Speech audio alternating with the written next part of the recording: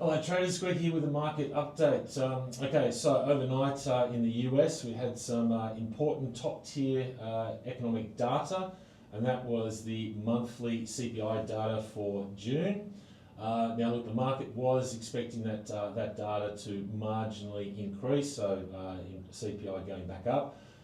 So year on year, the monthly data they were expecting it to go from 2.4% up to 2.7%. It did that, and for the core, which is more closely watched, market was expecting that to go from 2.8% up to 3%, and the number came in at 2.9%. So look, a touch lower than expectations, but the bottom line is that inflation has turned, and we're seeing inflation going back up. Now, that is not a good thing for obvious reasons, but also the timing of it, the fact that on August the 2nd, so next month, is that when reciprocal tariffs start getting paid.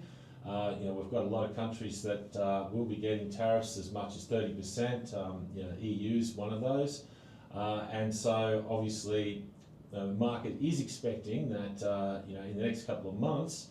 We're going to see finally the full effect of those tariffs and on inflation, and obviously inflation will continue higher. So if we are seeing inflation going up before that tariff effect, obviously that's the last thing the market needs to see. How did the market react to this? Okay, so firstly let's talk about the bond market, because the bond market is the most important market to watch with respect to how it reacts to CPI, and obviously we saw bond yields spike up higher.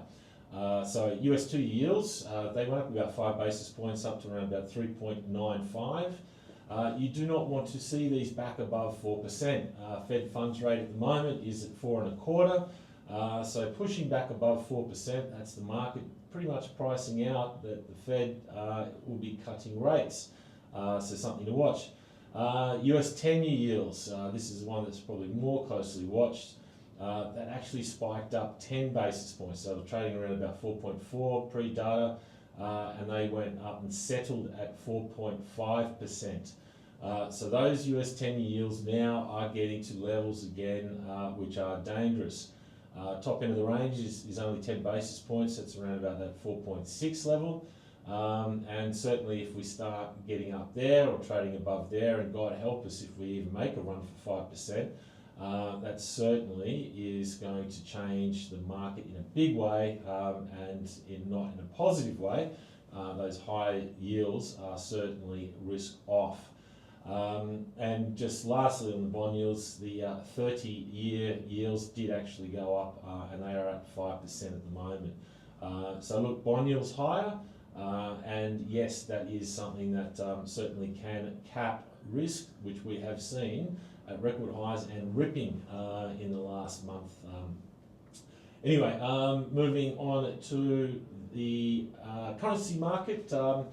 US dollar generally follows what's going on in bond yields, so higher bond yields is generally good for the dollar, and yes, dollar index did go up. It's had a pretty good week. And so we've got the dollar index that is heading back up towards 100. Look, leading the charge there is dollar yen. The yen is got the highest beta to changes in US yields. We've still got a Bank of Japan that's got a policy rate of 0.5%. So yields go higher. The yen does not like that, but dollar yen does spike. And we saw dollar yen put on about 150 points last night. It was already going in at very elevated levels, so from yesterday's low around 47.50, it's pushed up to 149. So we're going back up towards that big psychological 150 level. But certainly I'd be watching US bond yields closely. They continue higher, dollar yen will continue higher. It's probably one of the easier trades in markets when it comes to trading bond yields.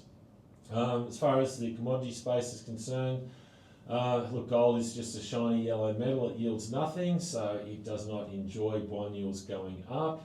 So yes, we saw gold lower. Gold was trading around the 33.60 area before the number came out, and it dropped about $30 down around 33.20. And also gold trades inverse to the US dollar, so US dollar strength is weighing on it as well. So we'll not be rushing out to buy gold.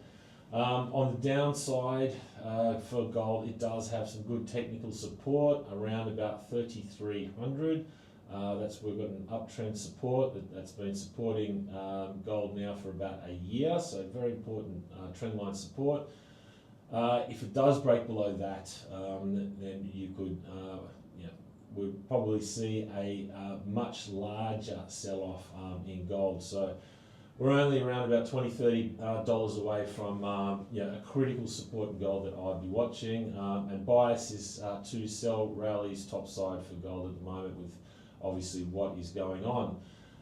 Equity markets, yes, they have been trading at record highs, loving life. Nasdaq certainly has been the strongest link. Obviously AI has been front and center again, and Nvidia new record highs. But yes, what happened overnight certainly finally put a cap on this run higher, and we have seen US equities retracing at the moment. So S&P was down about 0.5%, Dow was down about 1%, and open of Asia at the moment we are sort of pushing lower again. So yes, we may finally see a little bit of a retracement here in the equity space, which is obviously no surprise, taking a breather. But again, look, I'm going back to bond yields. This is the most important thing to watch for markets. Those bond yields keep going high, so US 10-year yields, start trading above 4.5, going up towards 4.6%. I would not be buying risk, I'd be selling risk. Those bond yields is literally the most important thing to watch. Tonight we do have some more economic data out of the States. It's PPI, that is another inflation gauge.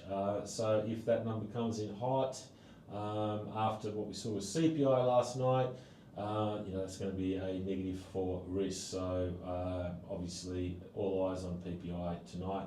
Good luck with your trades, and we'll catch back in with you soon.